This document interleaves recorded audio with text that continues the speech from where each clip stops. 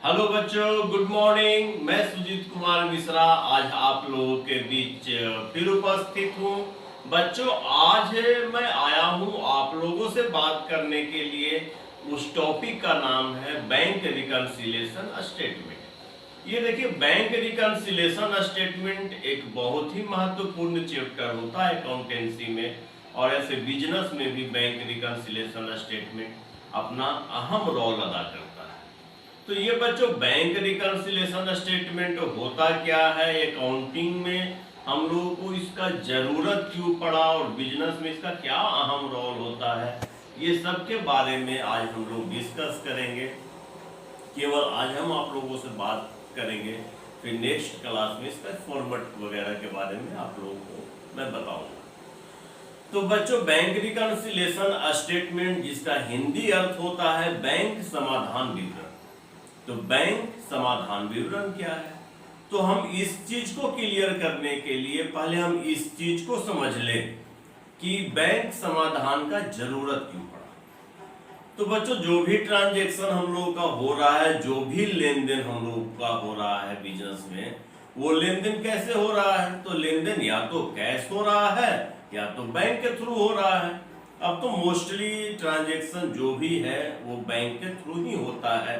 तो उसमें हम लोग करते क्या है, बिजनेसमैन करता क्या है कि एक करेंट अकाउंट ओपन कर लिया बैंक में, और जो भी पैसा लेना है वो बैंक में पैसा ले रहा है, जो भी भुगतान करना है वो बैंक से भुगतान कर रहा है। अब यहाँ पर देखिए, बिजनेसमैन के पास क्या है, तो बिजनेसमैन अपने पास रखे हुए है कैश बुक। क्या अपने पास रखे हुए है, कैश बुक रखे हुए है, जिसको रोकड़ बही हम लोग बोलते हैं हिंदी में।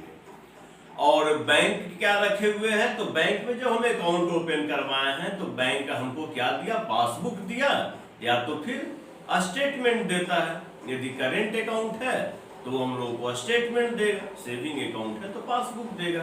तो बैंक हम लोगों को पासबुक देता है। और मेरे पास क्या है, बिजनेसमैन के पास क्या है, तो बिजनेसमैन के पास कैश बुक है। अब यहाँ पर देखिए, जो भी पैसा मेरे पास आ रहा है वो पैसा को हम क्या कर रहे हैं, तो कैश बुक में डीआर साइड में लिखते जा रहे हैं। डीआर साइड में क्यों लिख रहे हैं, तो देखिएगा, कैश जो मेरा है वो रियल अकाउंट है गोल्डन रूल ऑफ अकाउंट के तहत। और रियल अकाउंट क्या बोलता है, डेबिट भाट कम्स इन और क्रेडिट भाट गोज आउट। तो यदि कैश मेरे पास आ रहा है तो हम लोग कहाँ लिख रहे हैं, कैश आ रहा है तो कैश बुक में हम लोग डीआर साइड में लिख रहे हैं।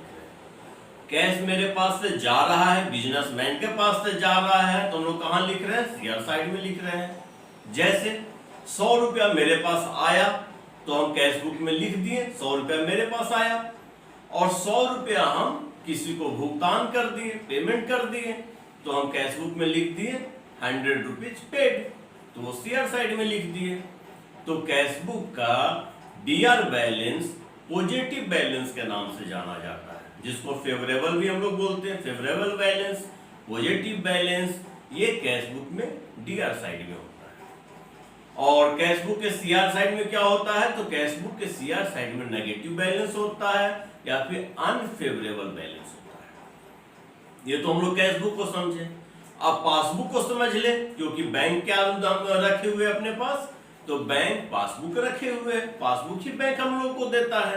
अब पासबुक में क्या होता है, तो पासबुक में जो पैसा हम जमा करते हैं, जो पैसा बैंक में आता है वो क्रेडिट होता है, और जो पैसा बैंक से निकलता है वो क्या होता है, डेबिट होता है। आप देखे होंगे, जब आप पैसा बैंक में जमा करते हैं तो मैसेज क्या आता है कि इतना रुपीज डिपॉजिटेड क्रेडिटेड, सॉरी, इतना rupees credited in your account, यानी क्रेडिटेड यानी आपके अकाउंट में पैसा आ रहा है। जब पैसा निकालते हैं तो क्या लिखाता है, मैसेज क्या आता है कि इतना रुपीज, मान के चला जाए 100 रुपीज आप निकाले हैं, तो मैसेज क्या आएगा, 100 rupees debited in your account, यानी 100 रुपया आपके अकाउंट से कटा।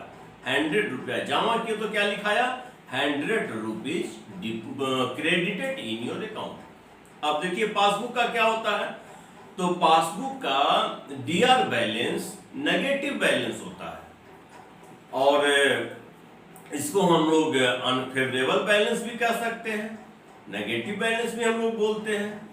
और पासबुक का शेयर साइड का जो बैलेंस होता है वो पॉजिटिव बैलेंस होता है, यानी फेवरेबल बैलेंस होता है। अब देखिए कैशबुक और पासबुक में अंतर देखे ना। कैशबुक में क्या था, कैशबुक में था कि कैशबुक का favourable balance positive balance dear side था, और कैशबुक का unfavourable balance negative balance share side था। लेकिन पासबुक में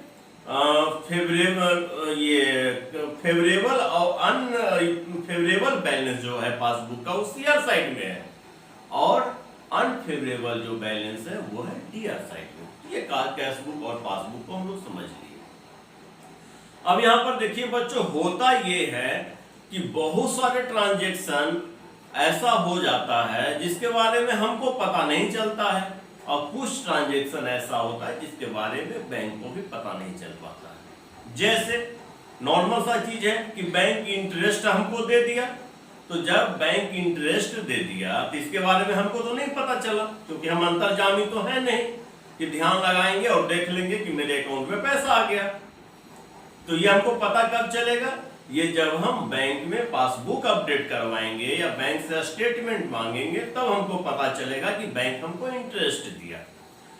तो ये पैसा तो मेरे पासबुक में आ गया, तो पासबुक मेरा बढ़ गया, लेकिन कैशबुक में तो हम नहीं लिखे क्योंकि हमको जानकारी नहीं है, तो मेरा कैशबुक का बैलेंस कम हो गया।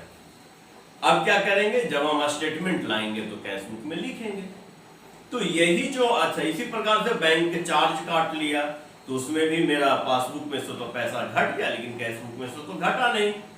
तो ये जो अंतर है कैशबुक और पासबुक के अंतर को बनाने के लिए, इक्वल करने के लिए, मिलान करने के लिए, मिलाने के लिए हम लोग एक विवरण तैयार करते हैं। उस विवरण को ही हम लोग बोलते हैं बैंक रिकंसिलिएशन स्टेटमेंट। अब देखिए ऐसे भी जो हम ट्रांजैक्शन कर रहे हैं उस ट्रांजैक्शन को दो जगह पर लिखते हैं, एक अपने कैशबुक में, और बैंक है जो अपने यहाँ पासबुक में लिख रहा है। तो ट्रांजैक्शन तो एक हो रहा है, लेकिन एंट्री दो जगहों पे हो रहा है। तो कुछ वजह ऐसे भी होते हैं जिस वजह से मेरा कैशबुक और पासबुक का जोड़ बराबर ना हो पाए। जैसे मान के चला जाए हम 10,000 का चेक किसी को दिए हैं, तो 10,000 का चेक दिए तो अपने यहां से तो कैशबुक हम घटा दिए कि 10,000 रुपया पेड चला गया, लेकिन जिसको हम चेक दिए हैं वो एक निश्चित तिथि पर बैंक में चेक जमा नहीं किया, तो बैंक में तो मेरा पैसा घटा नहीं, बैंक में तो पैसा बढ़ा हुआ है पासबुक में, लेकिन कैशबुक से तो हम घटा दिए क्योंकि हमको पता था, और हम अंतर्जामी तो नहीं है कि वो 10,000 रुपया का चेक बैंक में दिया कि नहीं दिया, इसके बारे में हमको जानकारी हो। हमको जानकारी कब होगा, जब हम पासबुक अप टू डेट कराएंगे या स्टेटमेंट बैंक से लेंगे, तो उस समय क्या करेंगे, उस समय हम जोड़ को बराबर करेंगे। तो बहुत सारे अंतर होते हैं, इस वजह से कैशबुक और पासबुक का जोड़ इक्वल नहीं हो पाता है। तो कैशबुक और पासबुक के जोड़ को इक्वल करने के लिए, कैशबुक और पासबुक के जोड़ को मिलाने के लिए जो विवरण हम लोग तैयार करते हैं, उस विवरण को हम लोग बैंक रिकंसिलिएशन स्टेटमेंट करते हैं। तो बच्चों अब तो ये क्लियर हो गया, आप लोग इस चीज को समझ गए हैं कि बैंक रिकंसिलिएशन हम लोग क्यों बनाते हैं। तो नॉर्मल तौर पर एक ही बात अपने दिमाग में याद रखिए कि कैशबुक और पासबुक के जोड़ को मिलाने के लिए जो विवरण हम तैयार करते हैं, उस विवरण को हम लोग बैंक रिकंसिलिएशन स्टेटमेंट करते हैं। तो ये बैंक रिकंसिलिएशन स्टेटमेंट आप लोग देखें कि बैंक रिकंसिलिएशन स्टेटमेंट कहते क्या है, इसका अहम रोल होता है, क्योंकि जब तक कैशबुक और पासबुक इक्वल नहीं होगा तब तक अकाउंटिंग प्रोसेस भी कंप्लीट नहीं होगा। तो बच्चों ये बैंक रिकंसिलिएशन स्टेटमेंट जो कि हम लोग अकाउंटेंसी में पढ़ेंगे, इसके फॉर्मेट के बारे में हम आप लोगों को बताएंगे। इसमें मोस्टली दो ही चीज होता है, और इसमें जब स्टेटमेंट हम बनाते हैं तो स्टेटमेंट में क्या होता है, तो एक चीज तो हमेशा याद रखिएगा, हमेशा याद रखिएगा कि जो पासबुक मेरे पास प्रिंट होकर आया, जो बैंक से स्टेटमेंट मेरे पास आया, वो ब्रह्मा का लकीर है। वो अमाउंट को हम छेड़छाड़ नहीं कर सकते हैं, उस अमाउंट को हम छू नहीं सकते हैं, क्योंकि वो स्टेटमेंट दूसरे के द्वारा हमको दिया गया है।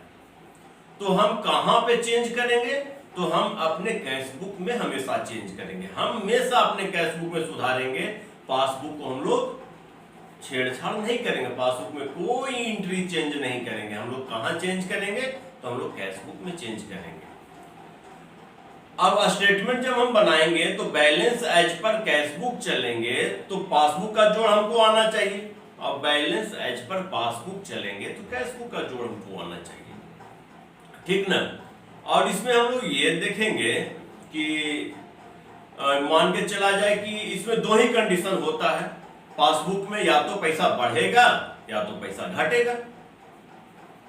तो कैशबुक से हम लोग लेकर चलेंगे, यदि किसी भी रूप में पासबुक में पैसा बढ़ रहा है तो बच्चों आंख मूंद के हम लोग कैशबुक में जोड़ देंगे तो बराबर हो जाएगा। यदि पासबुक से पैसा घट रहा है तो हम लोग कैशबुक से घटा देंगे। सिंपल है bank reconciliation statement. In any inflow of cash in passbook added in cashbook, और यदि किसी भी रूप में पैसा निकल रहा है पासबुक से उसको घटा देंगे। जब हम लोग कैलकुलेशन करेंगे तो बैलेंस एज पर पासबुक मिल जाएगा। तो बच्चों इस चीज आज हम लोग बैंक रिकंसिलिएशन के थ्योरी के बारे में जाने। नेक्स्ट क्लास में मैं इसके फॉर्मेट के बारे में आप लोगों को बताऊंगा, बैंक रिकंसिलिएशन बनता कैसे इसके बारे में आप लोगों को बताऊंगा। यदि आप लोग नए हैं तो चैनल को सब्सक्राइब कर लीजिएगा ताकि डेली नोटिफिकेशन आपके पास पहुंच सके और आप लोग बढ़िया से पढ़ सके। थैंक यू बच्चों, आप लोग हमेशा पढ़ते रहिए।